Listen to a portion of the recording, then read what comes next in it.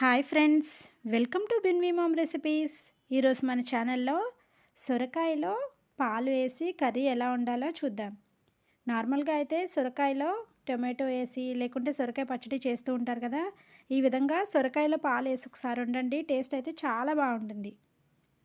ముందుగా దానికోసం లేతగా ఉన్న ఒక సొరకాయని తీసుకోవాలి. ఈ విధంగా పొడుగ్గా ఉన్న సొరకాయ అయినా పర్వాలేదు, లేకుంటే రౌండ్గా ఉంటాయి కదా ఆ సొరకాయ అయినా పర్వాలేదు. కాకపోతే బాగా లేతగా ఉన్న సొరకాయని మాత్రమే తీసుకోండి.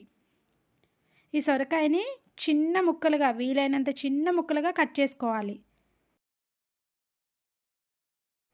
ఇప్పుడు స్టవ్ పై ప్యాన్ పెట్టుకొని హీట్ అయిన తర్వాత ఒక 3 స్పూన్ల ఆయిల్ వేసుకోవాలి.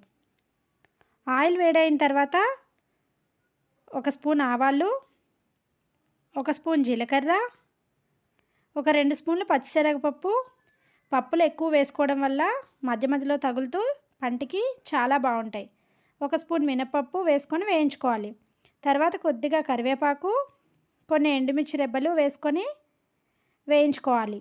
కరివేపాకు ఈ విధంగా బాగా వేగిన తర్వాత దంచి పెట్టుకున్న వెల్లుల్లి కూడా వేసుకొని పోపుని బాగా వేయించుకోవాలి. ఈ విధంగా వెల్లుల్లి రెబ్బలు, పచ్చిశనగపప్పులు మంచిగా కలర్ చేంజ్ అయిన తర్వాత ఒక 1/2 స్పూన్ పసుపు వేసుకొని ఒక్కసారి కలుపుకోవాలి. తర్వాత మనం కట్ చేసి పెట్టుకున్న సొరకాయ ముక్కల్ని వేసుకోవాలి.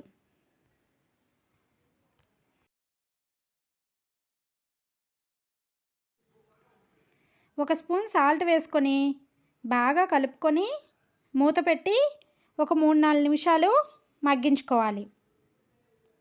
ఈ సొరకాయ కర్రీ చేస్తున్నప్పుడు ఫ్లేమ్ని సిమ్లో పెట్టి మాత్రమే చేసుకోవాలి. అలా అయితేనే సొరకాయ ముక్కలు నెమ్మదిగా సాఫ్ట్ అవుతూ ఉంటాయి. దానివల్ల కర్రీ టేస్ట్ అనేది మారుతుంది. అంతేగాని వాటర్ ఉన్నాయని చెప్పి ఫుల్లో పెట్టేసి కర్రీని తొందరగా ఉడికించొద్దు.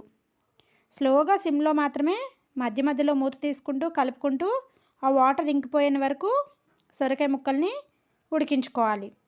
ఈ విధంగా సొరకాయ ముక్కలు బాగా సాఫ్ట్ అయిన తర్వాత 1 కప్పు పాలు వేసుకొని కలుపుకోవాలి.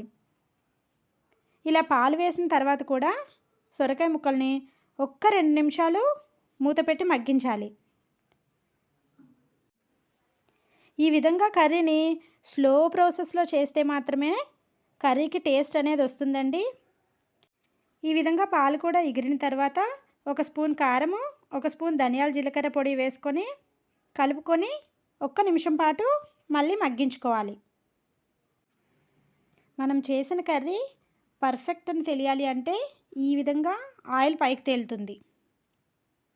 సైడ్స్లో చూసారు కదా, ఆయిల్ చక్కగా తేలింది. ఈ విధంగా తేలితేనే కర్రీ పర్ఫెక్ట్గా వచ్చినట్టు. చూసారు కదండి, కర్రీ చక్కగా సాఫ్ట్గా ఎంత బాగా అయిందో. ఈ కర్రీని కొద్దిగా కర్రీ వేసుకున్నా సరే అన్నంలో చక్కగా కలుస్తుంది. ఫైనల్గా కొంచెం కొత్తిమీర వేసుకొని స్టవ్ ఆఫ్ చేసుకోవాలి. అంతే అండి.